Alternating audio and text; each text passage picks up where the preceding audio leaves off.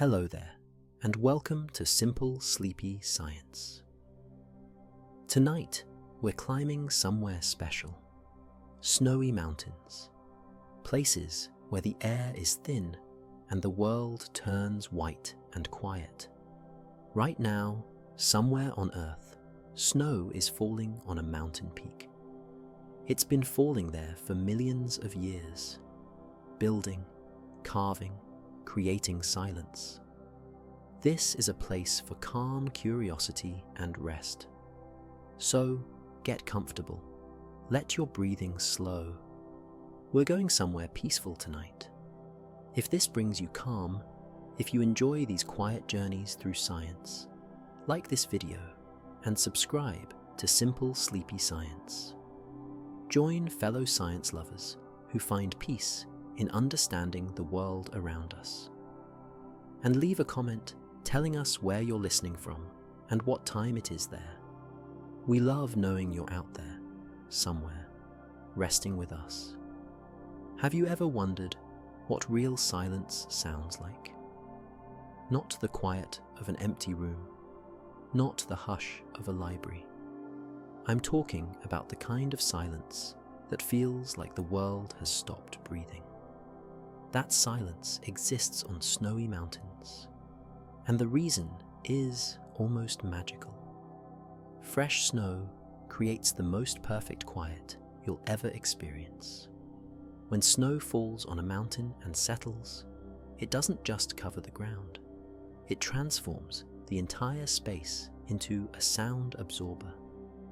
Each snowflake, as it lands and connects with others, traps tiny pockets of air between its delicate branches. These air pockets are incredibly small, smaller than the tip of a pin.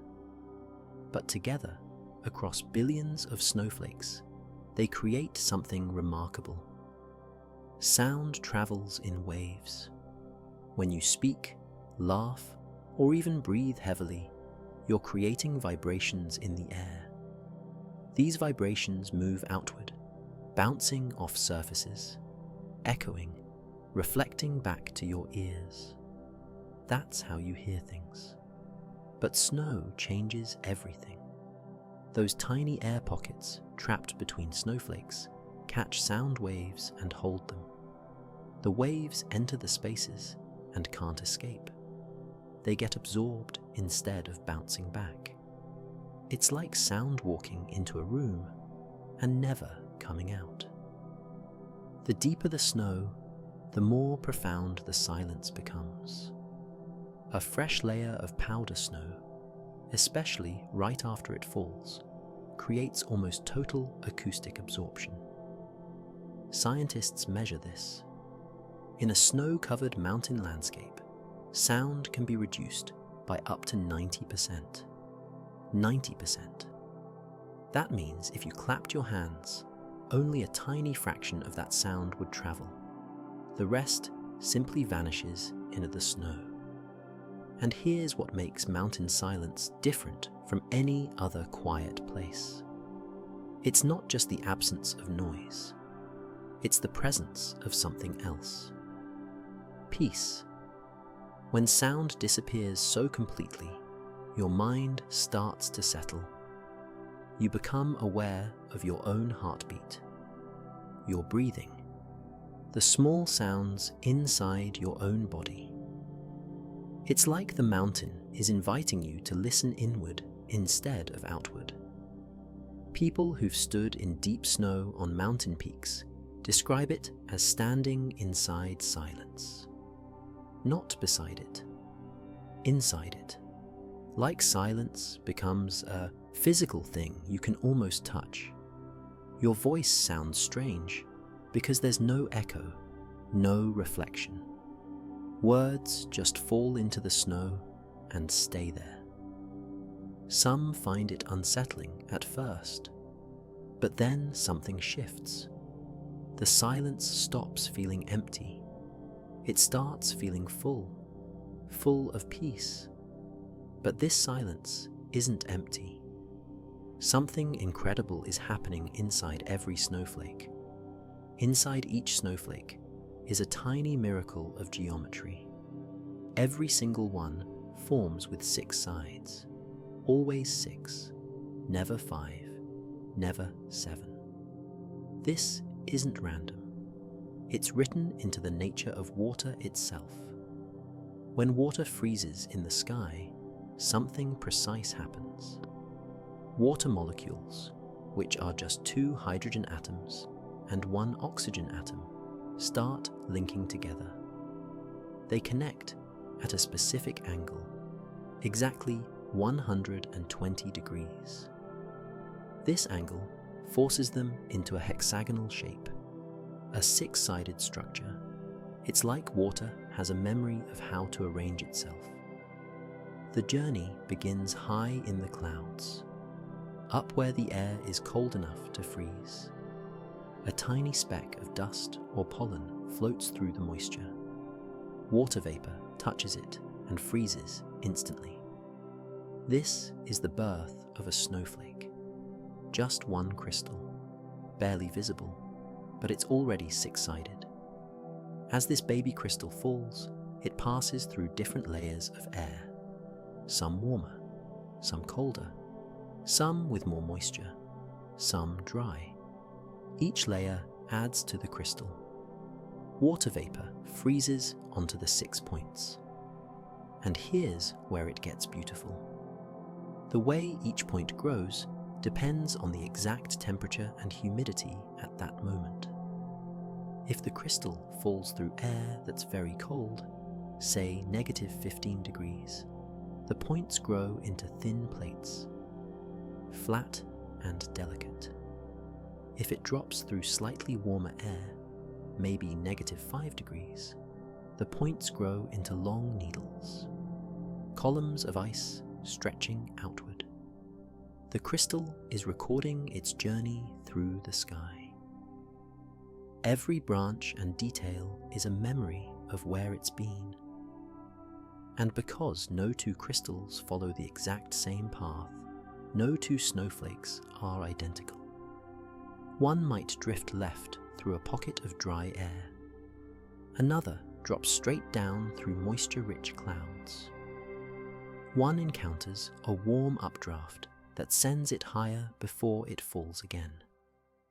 Another descends steadily through uniform cold. Each experience shapes them differently. The patterns that form are stunning. Some snowflakes grow elaborate branches with smaller branches shooting off them, like tiny trees made of ice. Others stay simple, just 6 clean points radiating from a center. Some develop hollow columns. Others form thin plates with intricate details carved into them. Nature creates millions of designs, all following the same basic rule. 6 sides, always. Think about what this means. Right now, somewhere above a mountain, snowflakes are forming. Each one falling through its own unique path through the sky. Each one recording that journey in ice. And when they land on the peak, they bring their individual stories. Stories written in crystal. Stories you could hold in your hand if they didn't melt. Scientists have photographed thousands of snowflakes under microscopes. The detail is incredible. Some look like perfect stars, others like delicate flowers. Some appear geometric and sharp, others soft and feathery. But zoom in close enough and you'll always see it. 6 points, 6 sides. The signature of frozen water. Mountain peaks catch these falling crystals by the billions, each one different, each one carrying the memory of its fall through the atmosphere. They pile up, layer after layer, and these tiny crystals, falling for thousands of years, build something massive. Mountains actually grow taller because of snow, not in the way rock pushes up from deep in the earth. That happens too. But snow adds height in its own quiet way. When snowflakes land on a peak, they don't just sit there unchanged. Weight starts working on them immediately. The snow on top presses down on the snow below. This pressure is gentle at first, but as more snow falls, season after season, year after year, the weight becomes enormous. Deep under the surface, something transforms. The delicate, six-pointed crystals we talked about start losing their beautiful shapes. The air pockets between them get squeezed out. The pressure forces the ice crystals to pack together tighter and tighter. What was once fluffy powder becomes something denser, heavier. Scientists call this neve. It's not quite snow anymore, not quite solid ice yet. Something in between.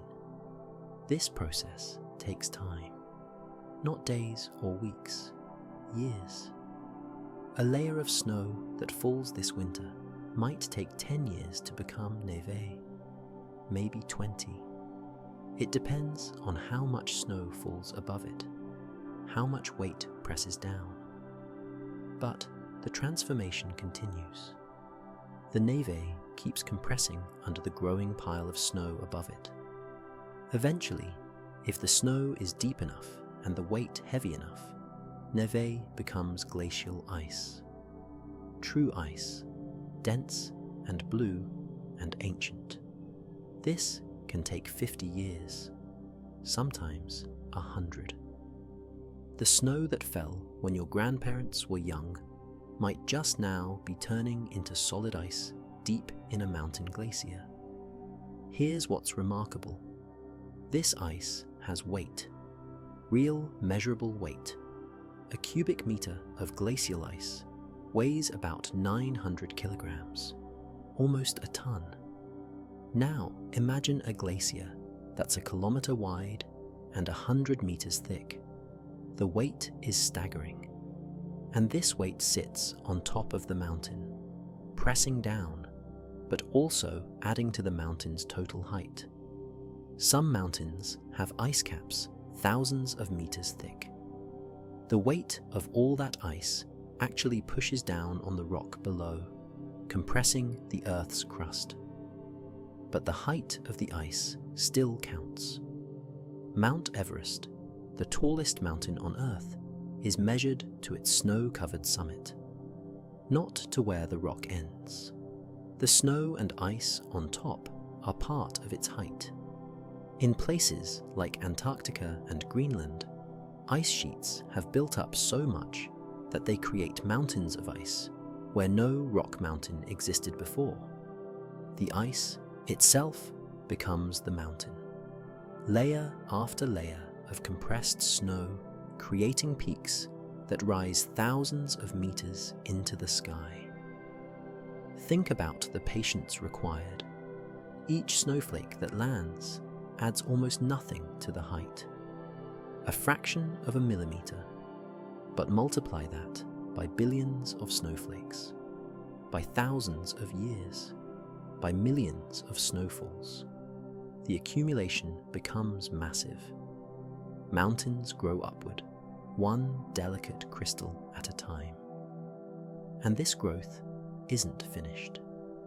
Right now, snow is falling on peaks around the world, adding to the height, building the mountains taller, so slowly you'd never see it happen in a lifetime. But it's happening. The mountains are still growing. But snow doesn't just build mountains, it carves them too. Glaciers move. This seems impossible when you look at them. Solid ice, frozen in place, but they flow like rivers, just incredibly slowly. When ice gets thick enough and heavy enough, something strange happens. The pressure at the bottom becomes so intense that the ice starts to behave differently. It becomes plastic, not plastic like a bottle. Plastic meaning it can deform and flow without breaking. The ice at the bottom of a glacier actually moves while staying solid.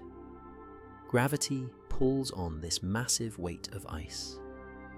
The glacier starts sliding downhill, sometimes just a few centimeters per year, sometimes several meters per day in the fastest glaciers, but always moving, always flowing toward lower ground like a frozen river that takes centuries to travel a single valley.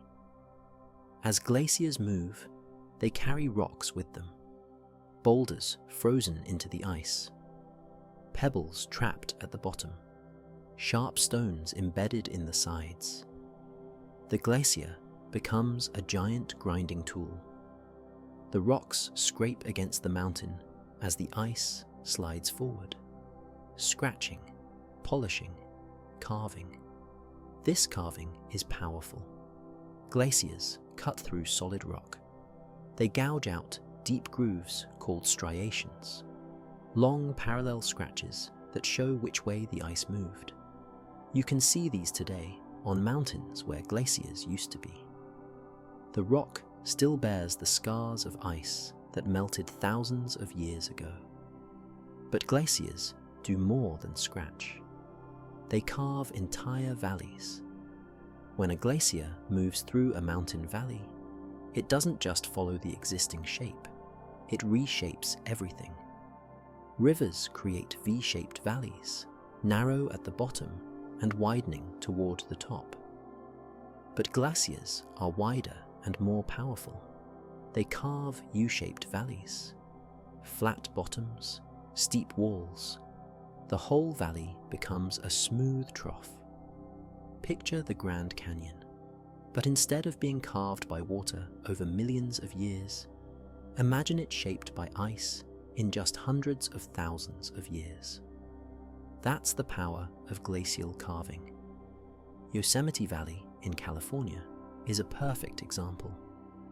That flat valley floor with massive cliffs rising on both sides, carved by glaciers that are long gone now. Glaciers also create hanging valleys. These are smaller valleys that used to hold tributary glaciers feeding into a larger main glacier. When the glaciers melted, these side valleys were left high on the mountainside, their openings suspended above the main valley floor. Waterfalls often pour from hanging valleys now. The water drops straight down because the glacier carved away what used to be a gradual slope. The grinding action polishes rock smooth. Glacial polish. You can still touch it on mountains today. Run your hand over rock that looks almost glassy. That smoothness came from ice loaded with rock dust, grinding against it for thousands of years. Like nature's sandpaper, working so slowly you'd never see it move, but powerfully enough to reshape mountains. And this work continues. Where glaciers still exist, they're still carving, still grinding, still reshaping the mountains they flow through. The landscape you see on any glaciated mountain is unfinished work. The glacier isn't done with it yet. And while glaciers carve valleys, something else is happening in the peaks above. In the peaks above the glaciers, snow turns pink, then orange, then deep red. This happens twice a day if conditions are right. Dawn and dusk. The phenomenon is called alpenglow, and it's one of the most beautiful things mountains can show you. Here's what's happening. Sunlight is made of all colors mixed together. When the sun is high in the sky, all these colors reach your eyes and you see white light. But at sunrise and sunset, sunlight has to travel through much more atmosphere to reach you. It comes in at an angle, slicing through hundreds of kilometers of air instead of coming straight down. The atmosphere acts like a filter. Blue light has short waves. These short waves scatter easily when they hit air molecules. So, as sunlight travels that long path through the atmosphere at dawn or dusk, the blue light scatters away in all directions. It never reaches the mountains. The light that makes it through is what's left. Red, orange, pink, the long wavelengths that can push through all that air. Now imagine this warm-colored light hitting snow-covered peaks. Snow is the perfect reflector. It bounces back almost all the light that hits it. So when those red and orange rays finally reach a mountain summit, the snow catches them and throws them back to your eyes. The peak glows, literally glows with color. But here's why it's special. Alpenglow only happens on the highest peaks. The valleys below are already in shadow.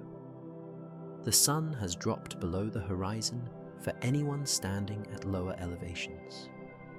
But the peaks stick up high enough to catch those last rays, or first rays at dawn. They're the last things to lose sunlight at dusk, and the first to catch it at dawn. The effect lasts just minutes, maybe 10 minutes, sometimes less. As the sun continues to set, even the highest peaks fall into shadow. The glow fades from red to pink to purple to grey, and then it's gone. The mountain returns to white in the dimness. The show is over. Mountaineers wake up before dawn specifically to watch alpenglow. They'll stand in the freezing cold, in the dark, just to see the peaks light up. First, a pale glow, then brighter, then that intense orange-red that makes the mountain look like it's on fire. Some say it's the most beautiful sight in mountaineering, better than reaching the summit. The colors can be so intense they seem unreal, like someone painted the mountain. Photos often look fake because the reds and oranges are so vivid. But it's just light, simple physics. The sun, the atmosphere, and snow working together to create something that looks like magic. You can't see alpenglow on rock mountains or grass-covered hills. You need snow. The snow's reflectivity is what makes it work. Rock absorbs too much light, but snow gives it all back. This is why alpenglow is a gift of winter, a gift of high altitude, a gift that only snowy mountains can give. But color isn't the only thing that changes with altitude. Mountains make their own weather. They force the sky to behave differently. Stand on one side of a mountain, and you might be soaked by rain. Walk to the other side and find desert. Here's how it works. Wind carrying moisture hits a mountain and has nowhere to go but up. The air rises along the mountain slope. As it climbs higher, something important happens. The air cools. For every 1,000 meters the air rises, it drops about 6.5 degrees in temperature. Cool air can't hold as much moisture as warm air. So as the air climbs and cools, the water vapor inside it starts condensing, turning from invisible gas into visible droplets. Clouds form, and if the air keeps rising and cooling, those droplets get heavy enough to fall. Rain on the side facing the wind, snow on the peaks. By the time the air reaches the top of the mountain, it's wrung out. Most of its moisture is gone, dropped as rain or snow on the windward side. Now this dry air flows down the other side of the mountain, and as it descends, it warms up, gets even drier. The far side of the mountain gets almost no rain. This is called a rain shadow. The difference can be dramatic. The western slopes of the Cascade Mountains in Washington state get drenched. Some areas receive over 3 meters of rain and snow per year. But just on the other side, in eastern Washington, some places get less than 20 centimeters.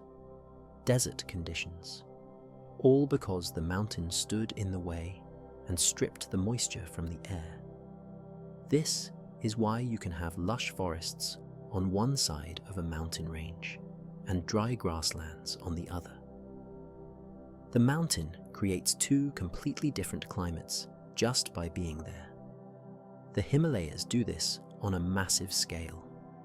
The southern slopes facing the Indian Ocean get monsoon rains, soaked, green. But north of the peaks, Tibet is high desert, dry and brown. Mountains also create their own clouds. You've probably seen this. A clear day everywhere except for clouds clinging to mountain peaks. That's orographic lift in action.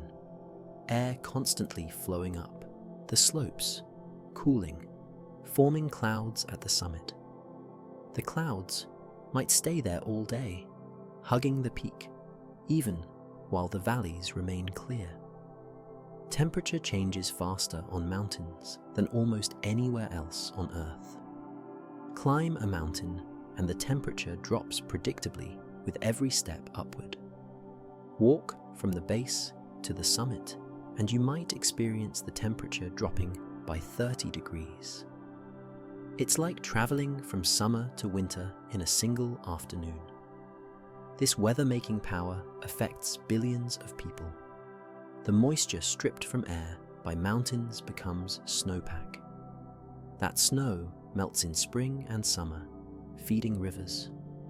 Rivers that water crops, fill reservoirs, supply cities.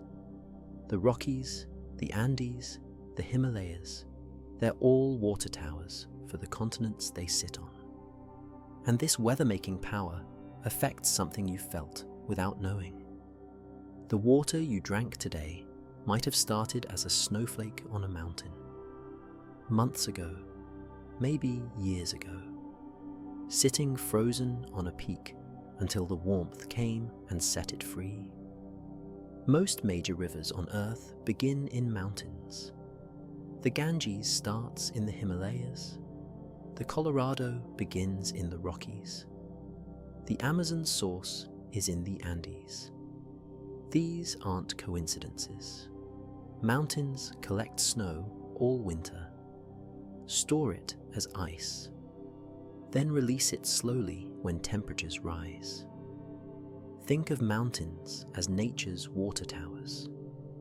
Snow falls and accumulates through the cold months, layer after layer building up. This is water being saved, stored, held in frozen form until it's needed. Then spring arrives. The air warms, sunlight grows stronger, the snow begins to melt. But it doesn't all melt at once. The lowest snow melts first, then higher elevations, then higher still. The melting moves up the mountain through spring and summer. This creates a steady flow, water trickling down slopes, gathering into streams, streams joining into rivers, rivers flowing to the sea. Without this slow release, rivers would be chaos. Imagine if all the winter's snow melted in a single week. Catastrophic flooding. Then nothing for the rest of the year. Dry riverbeds. But mountains regulate the flow. They hold the water and let it go gradually. Natural reservoirs that refill every winter. The scale is staggering. The Himalayas store so much water in snow and ice that they feed 10 major river systems. Over 1 billion people depend on water that started as snowflakes on those peaks. 1 billion, the Indus, the Ganges, the Brahmaputra, the Mekong, the Yangtze, all born from melting snow. In the American West, cities hundreds of kilometers from mountains depend entirely on mountain snowpack. Los Angeles gets much of its water from the Sierra Nevada. Denver relies on the Rockies. When the snowpack is thin, water restrictions follow. When it's deep, reservoirs fill and everyone breathes easier. Scientists measure snowpack carefully. They trek into mountains in winter, pushing long tubes down through the snow to measure depth and density.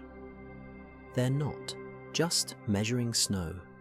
They're measuring how much water will be available months later when that snow melts. They're predicting river flows, crop irrigation, drinking water supplies. Some snowpack is ancient. Glaciers hold snow that fell centuries ago.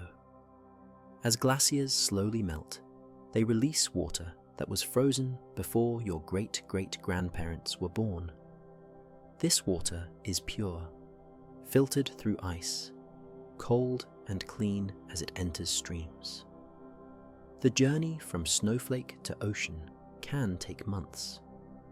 A flake lands on a peak in January, sits frozen until June, melts and trickles into a stream, flows down through valleys, joins a river.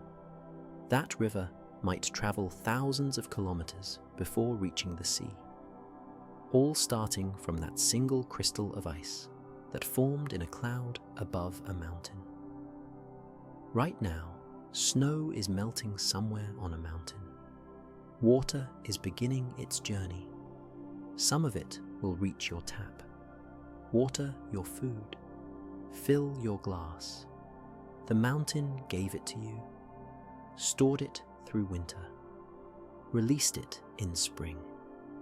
A gift that keeps giving. But water isn't the only thing mountains store. Trees climb mountains as far as they can. Then they stop. There's a line on every mountain where trees just give up. This line is called the tree line. Above it, no trees. Below it, forests. The line is sharp, precise, like someone drew it across the mountain. The reason is simple: cold. At high elevations, the growing season becomes too short. Trees need warmth to grow.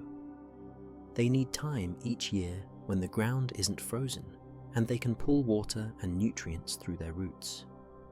Above a certain height, that time shrinks to almost nothing. Maybe a few weeks. That's not enough, so trees can't survive there. But the trees that do survive near the tree line are remarkable. They're fighters, twisted and stunted by wind, covered in snow half the year, yet they live, some for hundreds of years, growing impossibly slowly, adding maybe a few millimeters to their trunks each year. Wind shapes these high-altitude trees into strange forms. Constant wind from one direction pushes and bends them.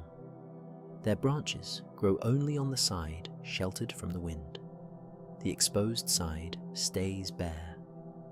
These trees are called Krummholz, German for crooked wood. They look like they're fleeing from something, all leaning the same direction, all bent by the same invisible force. Some trees near the tree line don't grow up at all. They grow sideways, hugging the ground where it's slightly warmer, where the wind can't tear at them as badly. These trees might be 3 meters wide, but only half a meter tall, more bush than tree. But they're still the same species as the tall, straight trees growing lower on the mountain, just adapted to survive where nothing else can. The oldest trees on Earth grow near tree lines. Bristlecone pines in the White Mountains of California.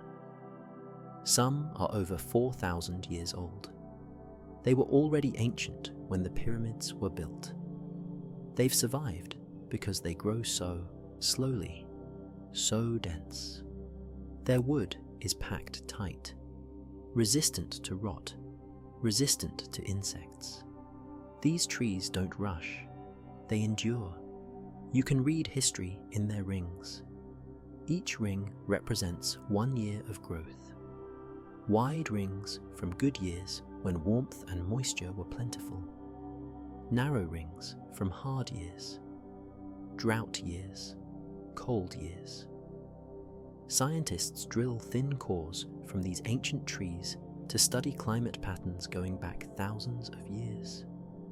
The trees remember everything, every good season, every bad one. Near the tree line, forests become sparse.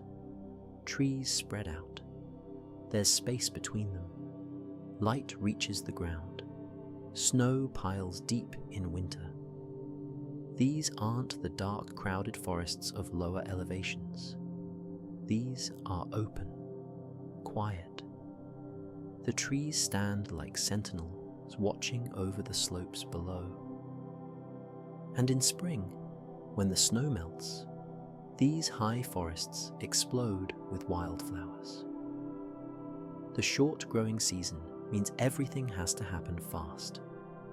Flowers bloom quickly. Seeds form and scatter before winter returns. The forest floor becomes a carpet of colour for a few brief weeks.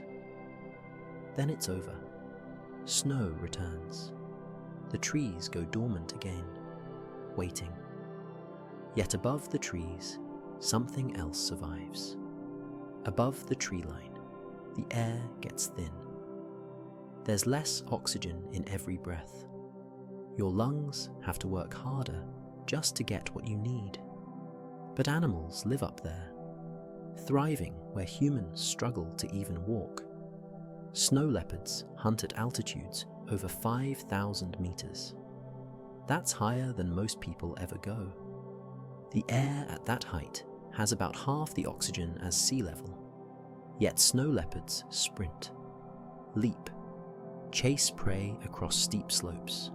Their bodies are built for it. Their lungs are larger than you'd expect. Their blood carries more oxygen-binding cells. Every breath delivers more to their muscles. Every heartbeat moves oxygen efficiently through their body. They're perfectly adapted to the thin air that would exhaust most creatures. Mountain goats are even more remarkable. They walk on cliffs that look impossible. Ledges barely wide enough for their hooves. Drops of hundreds of meters below them. They're calm, confident. Their hooves have a hard outer edge and a soft inner pad. The pad grips like rubber. The hard edge provides stability. They can stand on surfaces you couldn't walk across with climbing gear. These animals also handle the cold differently. Thick fur, multiple layers, air trapped between the hairs for insulation. Some animals, like the yak, have blood that flows close to their skin in summer to release heat. Then in winter, blood flow redirects deeper into their body, keeping warmth where it matters, letting their extremities cool without damage. Pikas are small round mammals that live in rocky slopes above the tree line. They look like guinea pigs with round ears. They don't hibernate. They stay active all winter under the snow. To survive, they spend summer gathering plants, cutting stems, laying them out to dry in the sun, building haystacks of dried vegetation. When winter comes and everything is buried, they live off these stored food piles. Tiny farmers preparing for the harsh months. Birds fly over mountains at staggering heights. Bar-headed geese migrate over the Himalayas. They've been recorded flying at 9,000 meters. That's higher than Mount Everest's summit. The air there is so thin that airplane cabins are pressurized to have more oxygen. Yet these birds flap their wings and fly through it. Their hemoglobin, the molecule that carries oxygen in blood, is specially adapted. It grabs oxygen more efficiently than other birds. Every breath counts at that altitude. Even insects survive high on mountains. Jumping spiders have been found near the summit of Everest. At 8,000 meters, what they eat up there is a mystery. Maybe wind-blown insects. Maybe tiny bits of organic matter. They're dark-colored to absorb any available warmth from the sun. They hide in rocks during the worst weather, then emerge when conditions allow. Life finds ways. Where you'd think nothing could survive, something does. The thin air, the bitter cold, the intense sun, the brutal wind.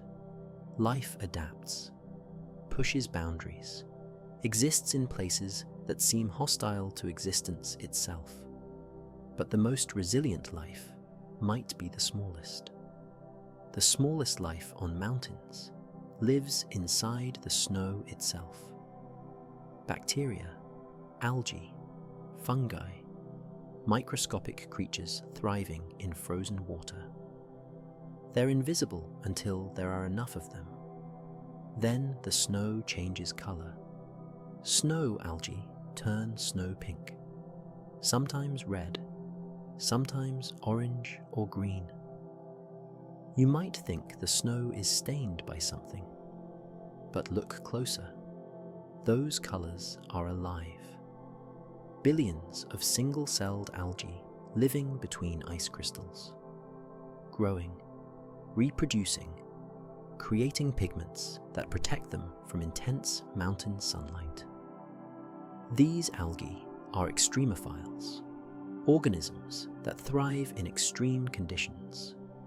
Most life avoids freezing temperatures, but snow algae need it. They grow best between 0 and 4 degrees. When snow starts melting, they become active, photosynthesizing, using sunlight to make energy just like plants do, but doing it while surrounded by ice. The pigments they produce aren't just for show. Red and pink pigments act like sunscreen. At high altitudes, ultraviolet radiation is intense, dangerous. The thin atmosphere filters less of it out. These pigments absorb UV light, protect the algae's delicate cellular machinery. Without this protection, the radiation would destroy them. Watermelon snow is what people call snow-colored pink by algae. The name comes from the smell. When you get close, it smells faintly sweet, like watermelon. The algae produce compounds that create this scent. Step on watermelon snow and your boot turns pink. The color doesn't wash off easily. The pigments stick. But algae aren't the only microscopic life in snow. Ice worms actually exist. Thin black worms, about a centimeter long. They live in glacial ice. Thousands of them per square meter in some places. They move through the tiny spaces between ice crystals, feeding on algae and bacteria. At night, they come to the surface. During the day, they retreat deeper into the ice, where it's colder. These worms die if they get too warm. Anything above about 5 degrees kills them. Hold one in your hand, and your body heat will kill it in minutes. They're so adapted to cold that warmth is lethal. Evolution has locked them into life in ice. Bacteria live even deeper.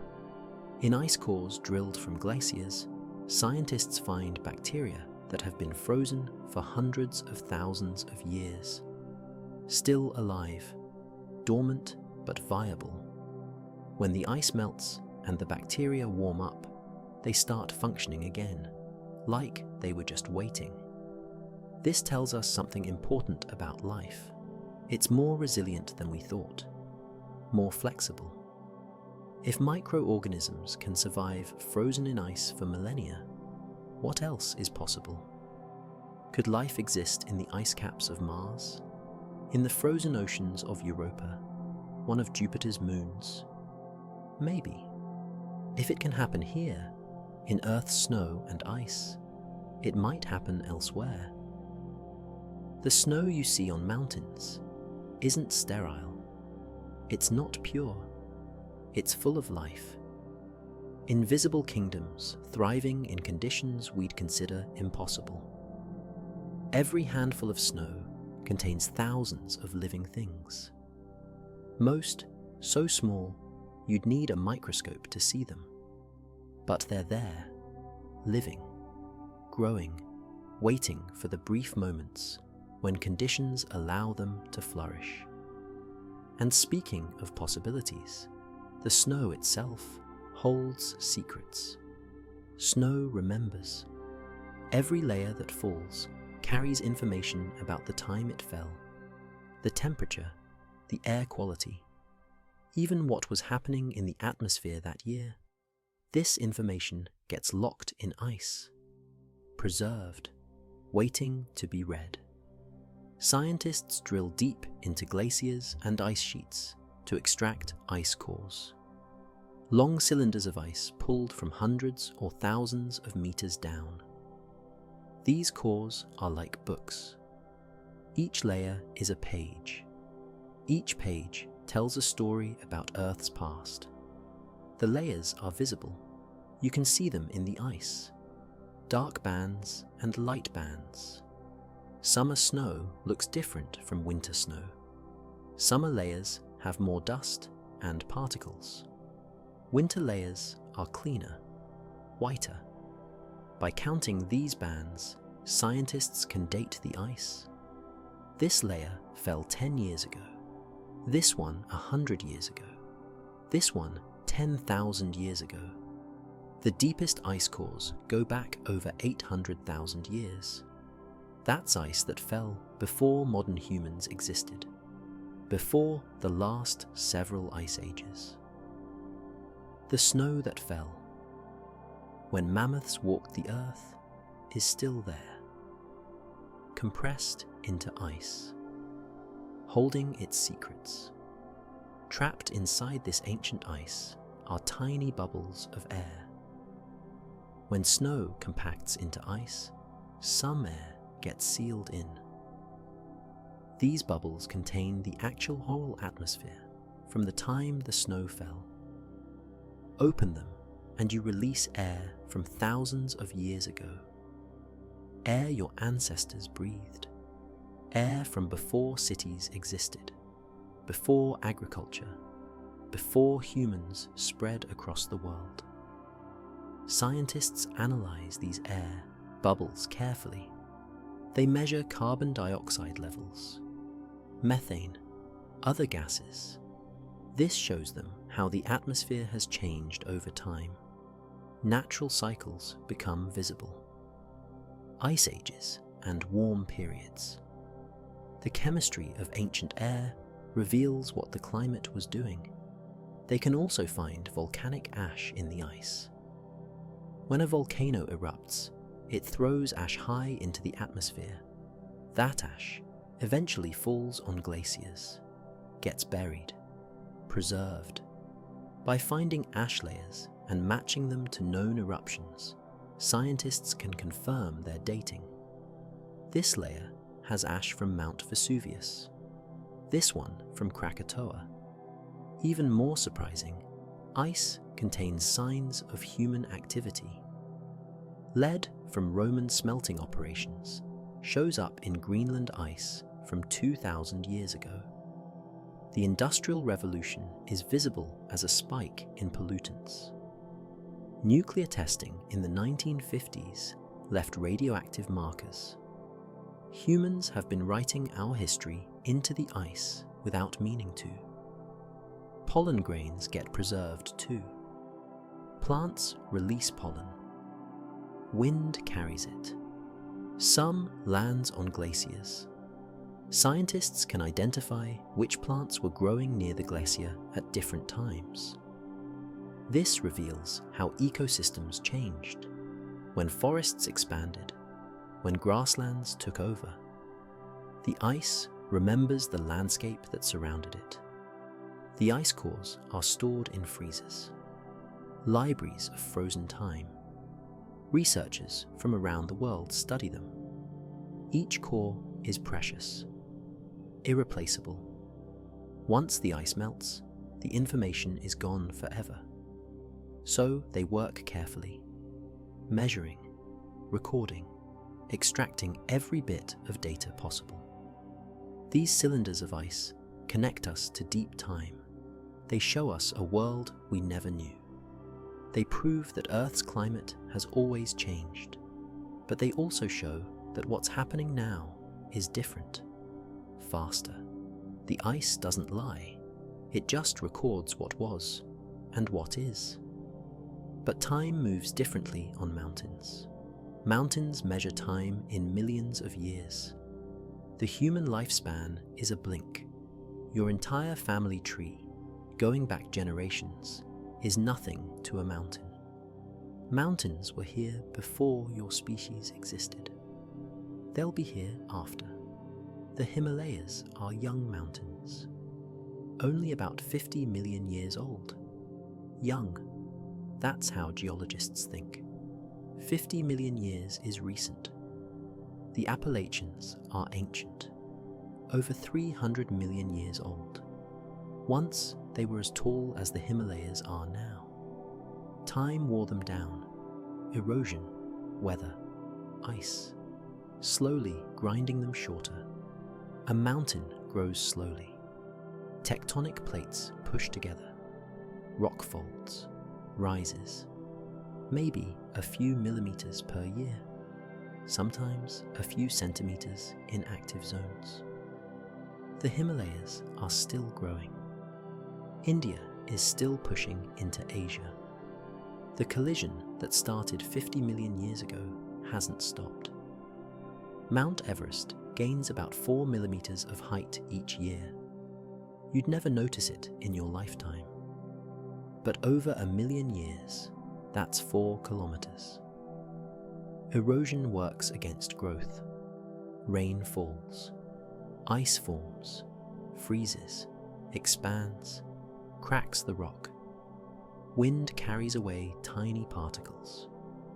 Rivers cut valleys. Glaciers grind stone to dust. All of this removes material, lowers the peaks. The mountain is in a constant battle, growing from below, shrinking from above. Most mountains are losing the battle. Erosion wins eventually. Give it enough time and any mountain returns to flat land. The Appalachians prove this. They used to rival the Himalayas in height. Now, their tallest peak is less than 2,000 meters. Erosion has been working on them for hundreds of millions of years. They're being worn away, slowly returned to the earth. This slowness is hard to grasp. We live in human time. Days, years, decades. Mountains live in geological time, millions of years, tens of millions. The scale is so different that it's almost meaningless to us. But try. Imagine you could watch a mountain at fast speed. 1 million years per second. You'd see it rise from flat ground, thrust upward by forces deep in the earth. You'd see it grow tall, sharp. Then you'd see weather attack it. Ice carving, rivers cutting. The mountain would age before your eyes. Peaks would round. Valleys would deepen. Eventually, given enough time, the mountain would flatten. Return to plains. This is happening right now. just so slowly you can't see it. The mountains you look at today are different from the mountains your grandparents saw. Not visibly, but measurably. A little taller in some places, a little shorter in others, a little more eroded. The change is real, just incredibly slow. There's something peaceful about this. The mountains aren't worried. They don't rush. They exist. They endure. They change on their own timeline. Human concerns, human timescales mean nothing to them. We're too fast, too brief. We flicker past while mountains stand. Standing on a mountain connects you to this deep time. The rock under your feet is older than almost anything else you'll ever touch. It's seen more sunrises than you can count, more storms, more seasons. It was here long before you. It will be here long after. This awareness can be humbling, or comforting, or both. Yet, in this slowness, something fast is happening.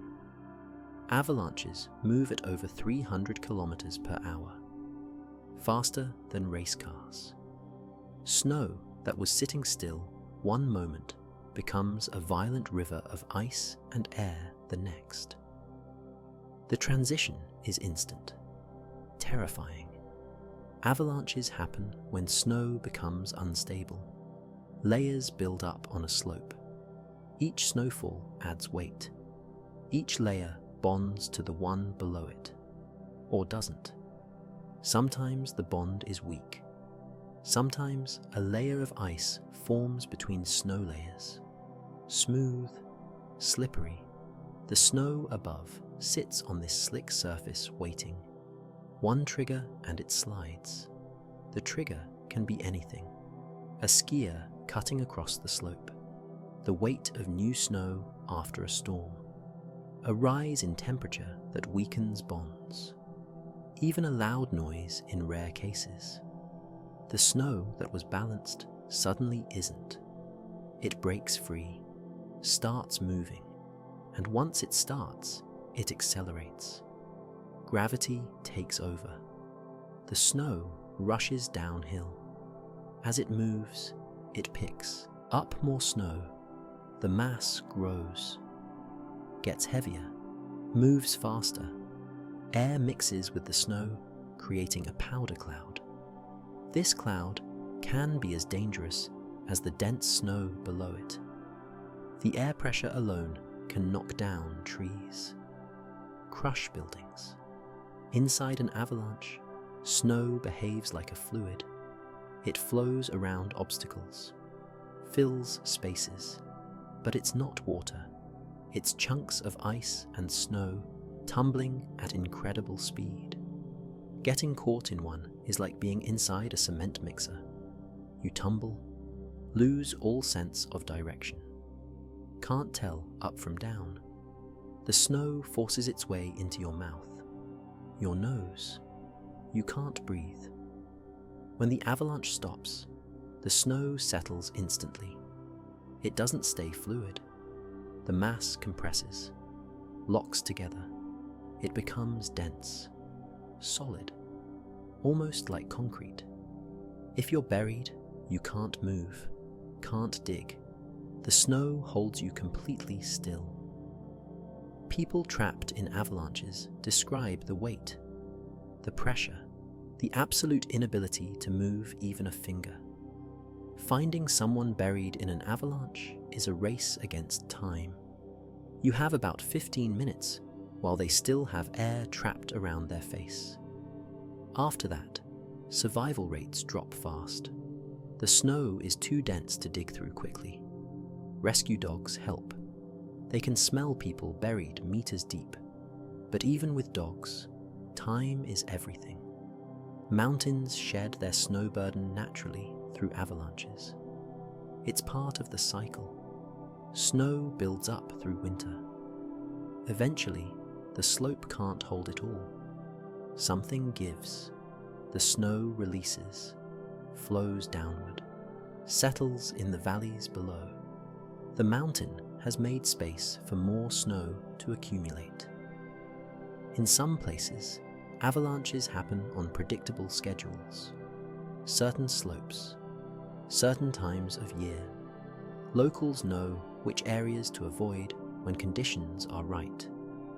The mountains tell them. Old avalanche paths are visible as treeless corridors through forests. The trees can't grow there because avalanches sweep through regularly. The path gets cleared every few years. There's a sound before an avalanche. People who've heard it say it's like thunder, a deep rumble, or like a freight train approaching. Sometimes there's no sound at all, just sudden movement. The stillness breaks. The mountain lets go.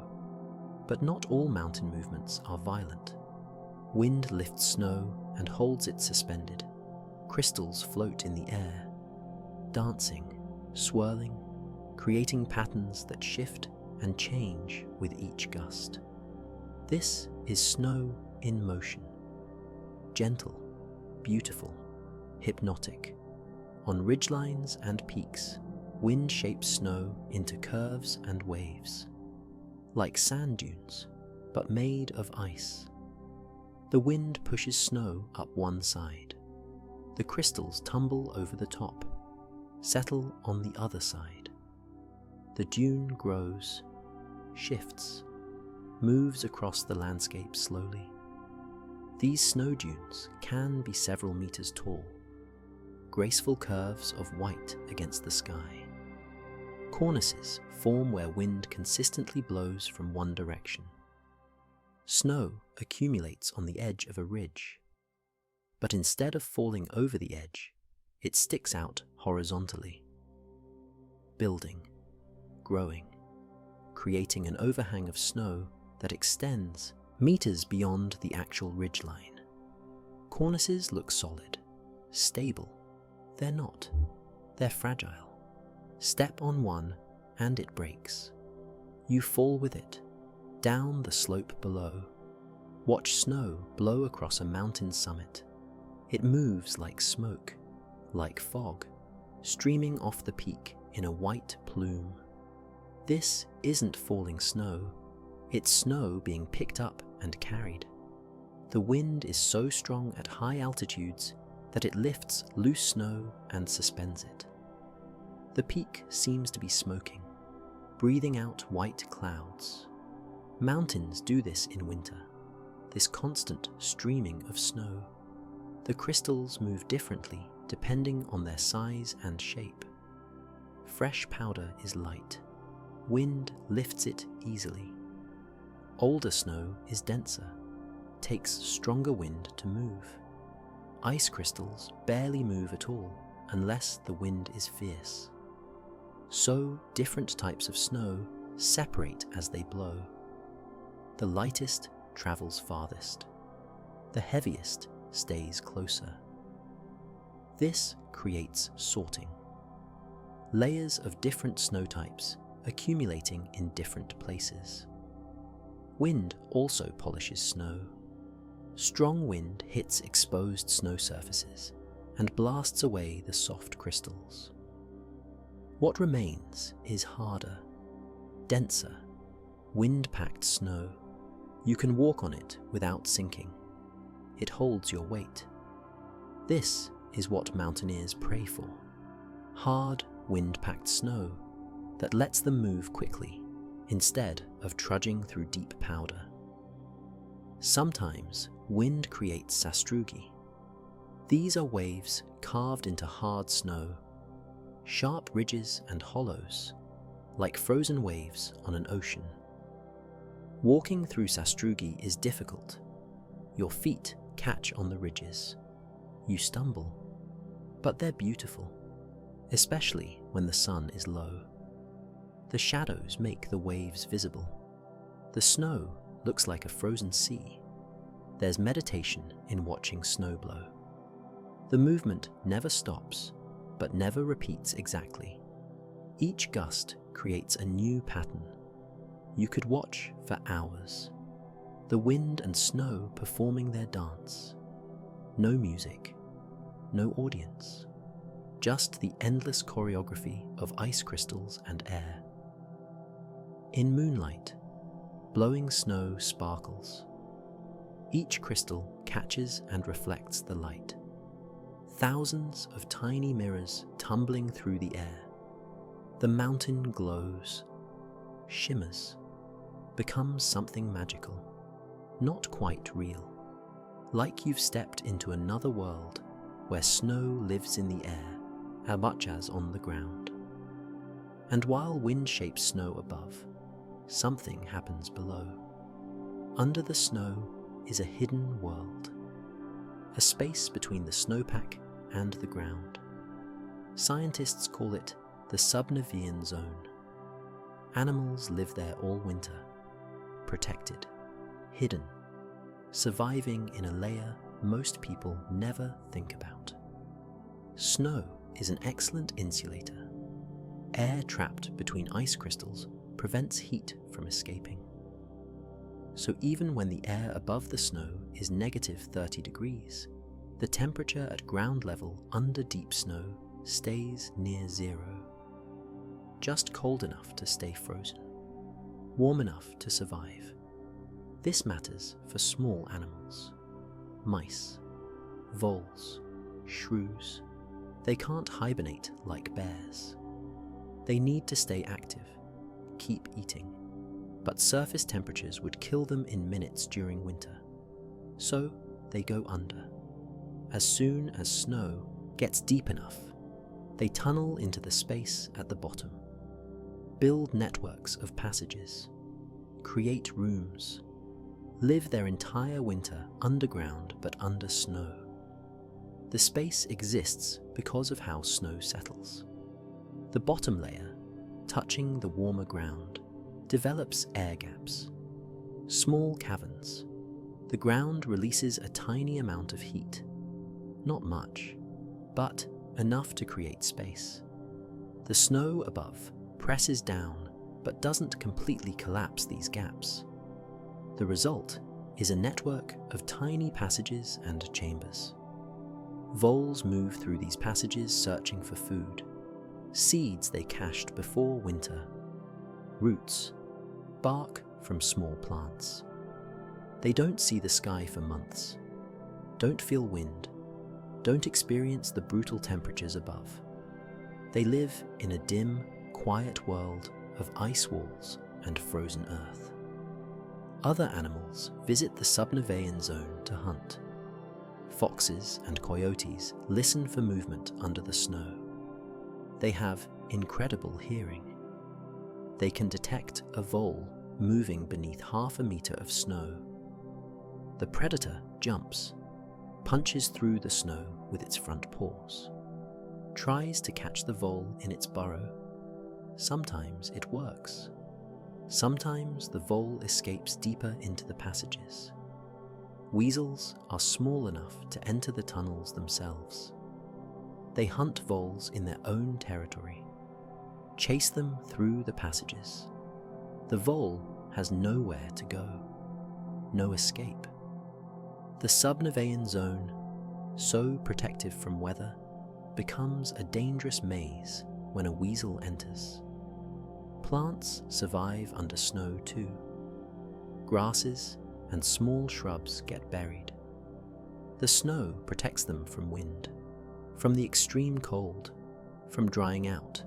The plants go dormant, but don't die.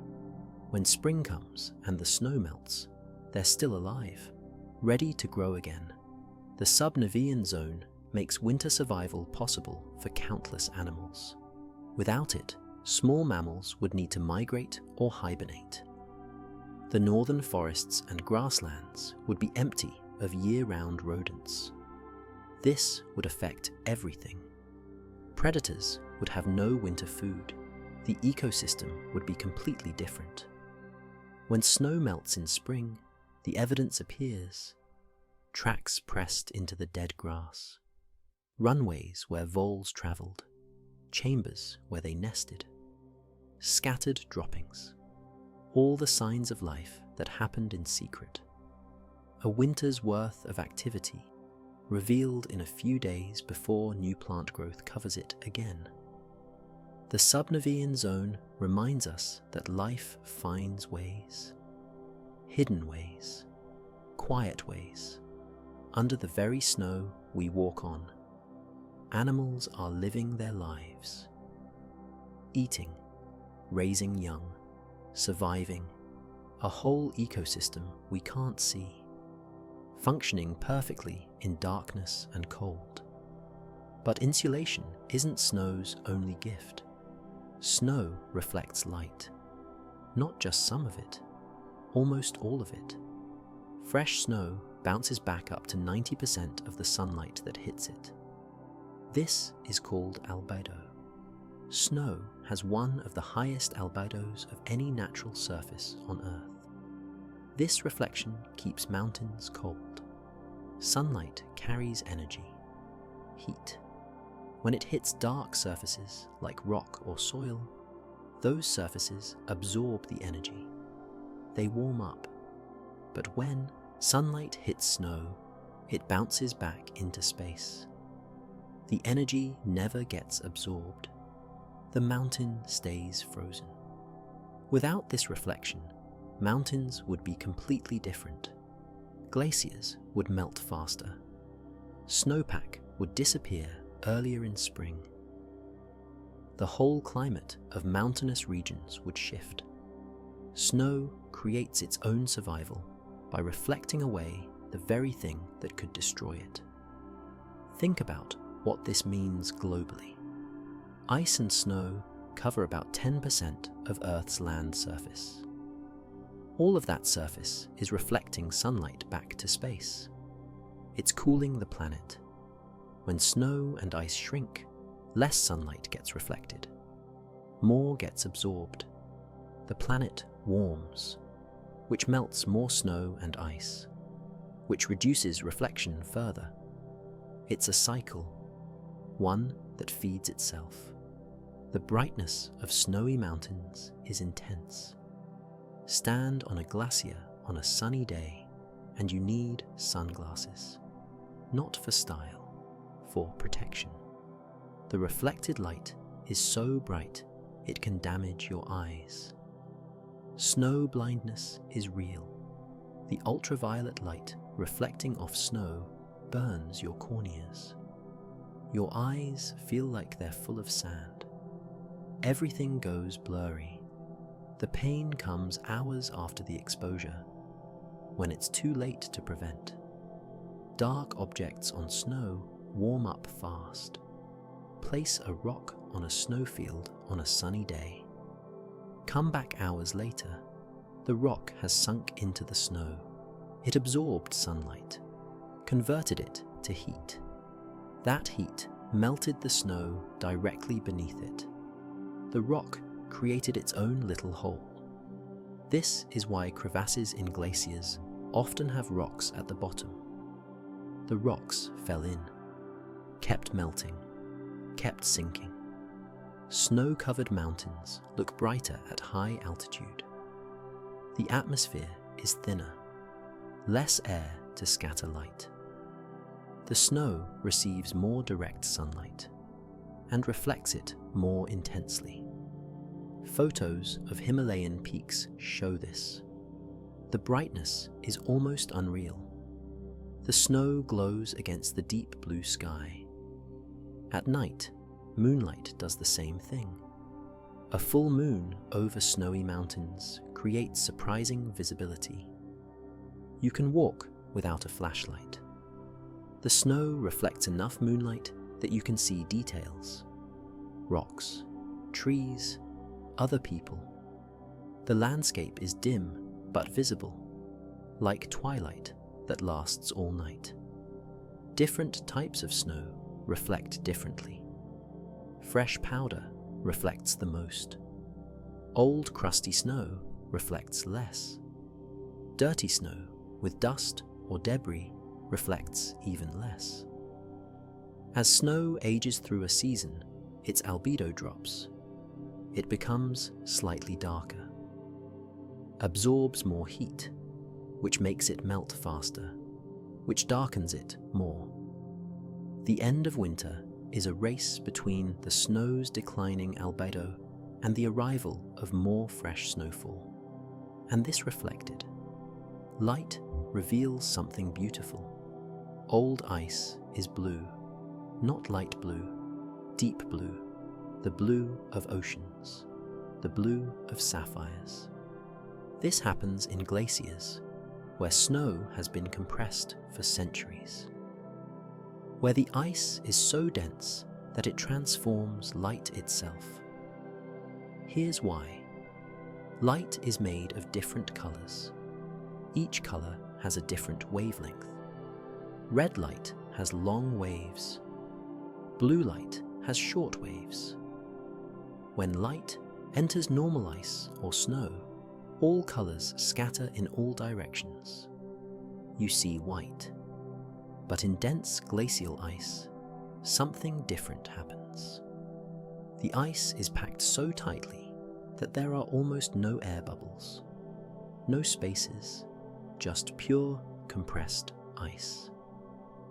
When light enters this ice, the red wavelengths get absorbed. They travel a short distance and disappear, converted to heat.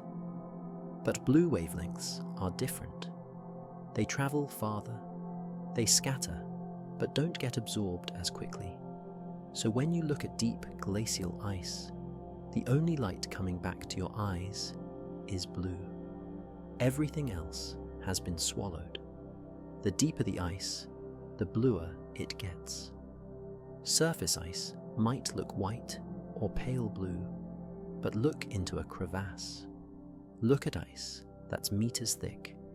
It glows with intense blue, like someone lit a blue lamp inside it. The color is almost unnatural, too perfect, too pure. Ice caves show this best. When glaciers melt, they sometimes create caves inside themselves. Water flows through, carves tunnels. You can walk into these caves. Stand inside the glacier. Look up. The ceiling glows blue. The walls glow blue. Everything is blue. The light filtering through meters of ice arrives as pure blue. Nothing else makes it through. Icebergs that carve off glaciers show layers of blue. The newest ice on top is white, full of air bubbles from recent snow. But underneath, where the ice is old and compressed, it's blue. When the iceberg rolls in the water, blue sections come to the surface. Stunning blue ice that was hidden inside the glacier for thousands of years, suddenly exposed to sunlight. This blue is the color of time, the color of pressure, the color of snow that fell when your ancestors were learning to farm, or hunt mammoths, or before humans existed at all.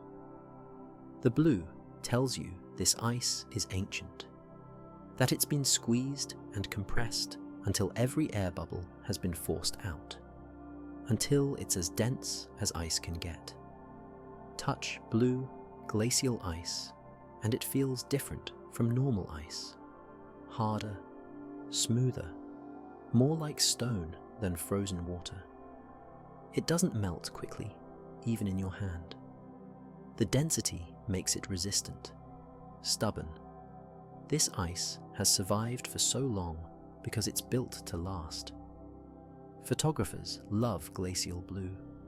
It's impossible to capture perfectly. Cameras can't quite reproduce the intensity, the depth. You have to see it with your own eyes. Stand in front of a wall of blue ice or inside a blue ice cave. Let the color fill your vision. It's otherworldly, like looking at a color that shouldn't exist on Earth. But color fades as we climb higher. Above 8,000 meters, humans die slowly. This is called the death zone, not because it's immediately lethal, but because your body can't get enough oxygen to survive long term. You're slowly suffocating. Every minute up there damages you. The air at 8,000 meters has about a third of the oxygen available at sea level. Your lungs work hard. Your heart pounds. Your brain gets foggy. Simple decisions become difficult. You might forget why you're there. Forget where you are. Some climbers sit down to rest and never stand up again. 14 mountains on Earth rise above 8,000 meters. All of them are in the Himalayas or the Karakoram range. Mount Everest is the tallest at 8,849 meters. Standing on the summit means standing at the edge of what humans can survive. Climbers use supplemental oxygen, breathing bottled air because the atmosphere isn't enough. The cold at these heights is brutal. Temperatures drop to -40 degrees or colder. Wind makes it worse. Wind chill can push the effective temperature to -70. Exposed skin freezes in minutes. Your fingers, your nose, your cheeks. Frostbite happens fast. Some climbers lose toes and fingers. The price of going too high. Water doesn't exist as liquid up there. It's either ice or vapor. No streams, no puddles. Climbers melt snow for drinking water. But melting snow takes time and fuel is heavy.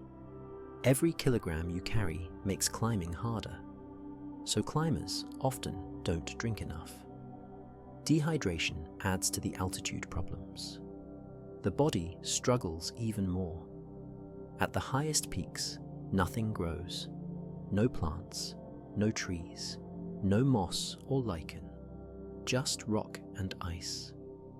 The environment is too harsh, too cold, too dry. The wind strips away anything loose. What remains is bare stone and permanent snow, lifeless, silent except for wind.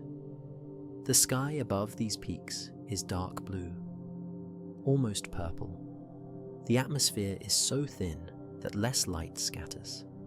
You can see stars during the day if you look away from the sun. The transition from Earth to space feels closer. Less atmosphere between you and the void. Storms at high altitude are terrifying. Wind speeds can exceed 200 kilometers per hour. The storm arrives with no warning. Visibility drops to zero in blowing snow. The temperature plummets. Climbers caught in these storms often don't survive. They can't see to descend, can't set up shelter, can't do anything but huddle and hope it passes. Bodies remain on the highest peaks. Climbers who died and couldn't be brought down. The cold preserves them.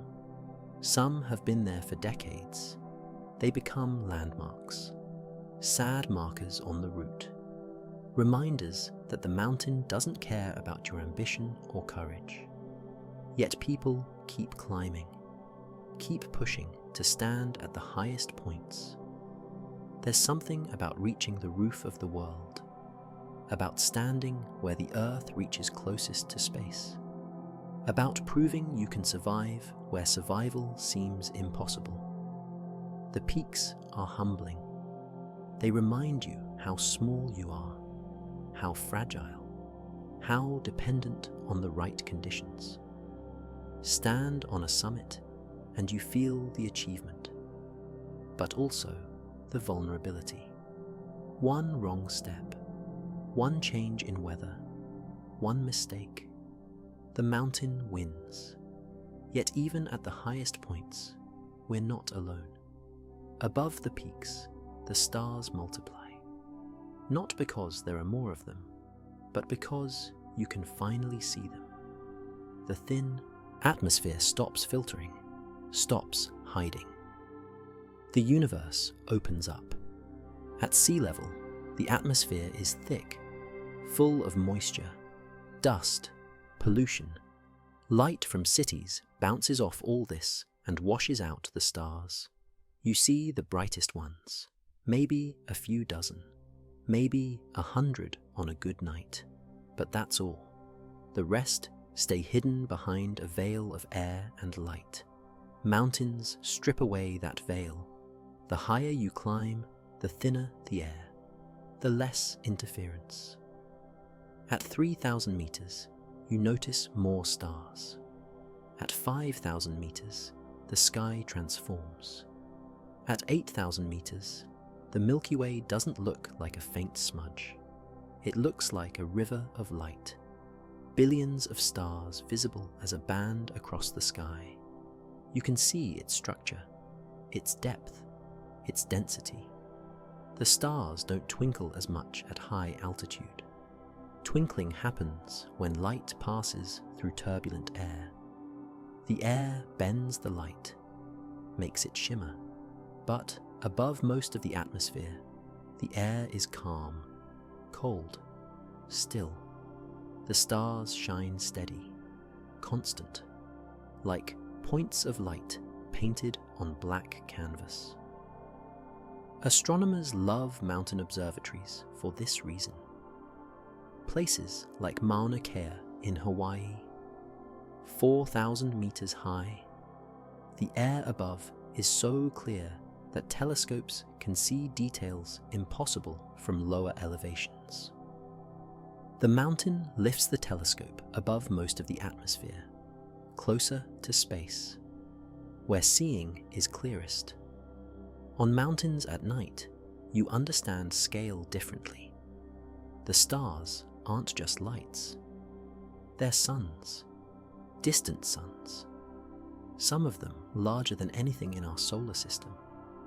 And you're seeing them from a peak on a small planet, orbiting an average star in an ordinary galaxy.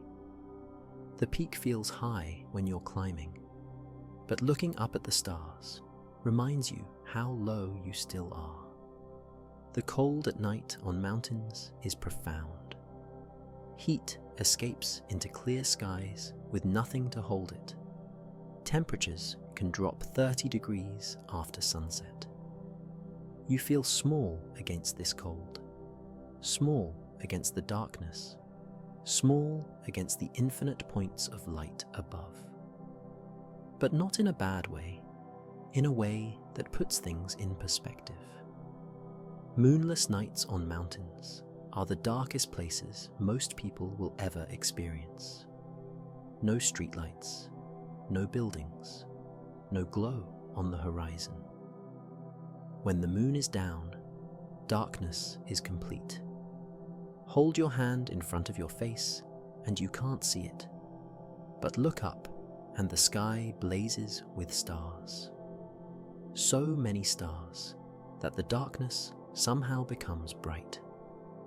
Shooting stars are common at high altitude, not because there are more meteors, but because you can see fainter ones. Tiny bits of space dust burning up in the atmosphere.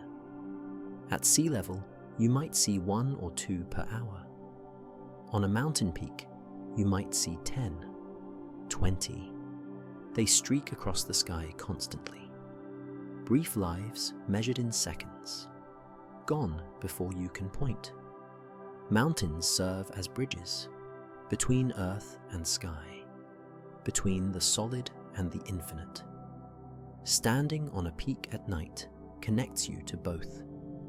Your feet on ancient stone, your eyes on ancient light. The mountain holding you steady while you contemplate distances your mind can't fully grasp.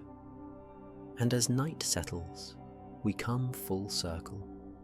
Snow is falling right now, somewhere on a mountain peak. The same way it fell yesterday, the same way it will fall tomorrow. This cycle doesn't stop, doesn't pause. Water rises from oceans, forms clouds, cools, freezes, falls as snow. The mountains catch it, hold it, release it, and the cycle begins again. The snow falling tonight is the same water that fell last winter, and the winter before that, and 1,000 winters before that. Water doesn't disappear, it just changes form. Liquid, vapor, ice, back to liquid. The molecules in a snowflake might have been in a glacier 100 years ago, in a river 50 years ago, in rain last month. Now they're snow again, falling, landing, becoming part of the mountain. This continuity is comforting. Mountains have witnessed this cycle for millions of years. They'll witness it for millions more. Human timescales are too brief to see the full pattern. But the pattern exists, reliable, constant. Snow will fall, snow will melt, snow will fall again. The silence we started with is still there. On peaks around the world right now, fresh snow is creating that perfect quiet, absorbing sound, creating peace. The same silence we talked about at the beginning. It's happening now, will happen again tomorrow night, and the night after. Every snowflake that falls is unique, six-sided, carrying the memory of its path through the sky, just like we discussed. This uniqueness within repetition is what makes snow special. The pattern stays the same. 6 sides always, but the details change infinitely. Endless variation within reliable structure. The mountains grow taller with each snowfall, imperceptibly, slowly, building height one crystal at a time. They also erode. Glaciers carve, wind strips, water cuts, growth and loss happening simultaneously. The mountain in balance, never static, always changing, always staying. Life continues in the cold. Animals adapted to thin air, microorganisms in the ice, trees at the tree line, the subnivean zone sheltering small creatures. All of it happening right now, quietly, without fanfare. Life doing what life does, persisting, adapting, surviving, and above it all, the stars watch. The same stars that have watched mountains rise and fall. The same stars that will watch long after these particular peaks have eroded to plains. The mountains connect earth to sky. Snow connects water to ice to water again. Everything connects. Everything continues. There's peace in understanding cycles. The anxiety of linear time fades. Things don't just end. They transform, return, continue. The water in your body has been through this cycle countless times. You're made of recycled mountain snow, recycled ocean, recycled cloud. Everything returns. Everything persists in new forms. So, as you rest tonight, know that mountains are doing what they've always done. Snow is falling. Ice is forming. Life is surviving. Stars are shining. The patterns continue. And there's comfort in that, in knowing that some things are reliable, some rhythms persist, some cycles endure. Thank you for joining us on this quiet journey through snowy mountains. If this brought you peace, if you enjoyed exploring these frozen heights together, consider liking this video and subscribing. Join us for more gentle explorations of the science that surrounds us. Leave a comment about what spoke to you tonight, where you're listening from, what time it is there. We love knowing we're all connected in this moment. Rest well. Let the knowledge of eternal snow, of patient mountains, of reliable cycles carry you into peaceful sleep. Tomorrow, the mountains will still be there. Snow will still be falling. And we'll be here to explore something new together. Until then, sleep well.